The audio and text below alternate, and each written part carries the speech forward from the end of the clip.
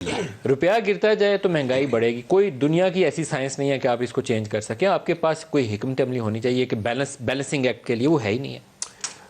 دیکھیں مولوی صاحب، جو ابھی پچھلے عمران خان صاحب کے تقریباً پونے 4 سالہ دور میں بتدریج جو حالات خراب ہوئے ہیں، اور یہ ہر وقت آپ یہ کہیں کہ صورتحال جو ہے بد سے بدتر ہوتی رہی ہے، اسے اب یہ کہیں کہ چند ہفتوں کے اندر دوبارہ اپنی اس 4 سال کی پہلے والی پوزیشن پہ لے کے جانا تو ظاہر ممکن نہیں ہے. لیکن جو شرائط طے کی گئیں IMF کے ساتھ، دیگر مالیاتی اداروں کے ساتھ پچھلے 4 سالہ دور میں، آپ ایک دم اس سے نکل بھی نہیں سکتے. اسٹیبلٹی آئے گی انشاءاللہ، اور ضرور آئے گی. اور ہماری جو ٹرم جو جتنی بھی ابھی اس وقت رہ گئی ہے اسمبلی کی، اس میں یہ چند سخت فیصلے ہوئے ہیں، اس کا ہمیں خود احساس ہے. عوام جو ہیں اس سے مہنگائی کے بوجھ تلے آئے ہیں، عوام میں اضطراب ہے.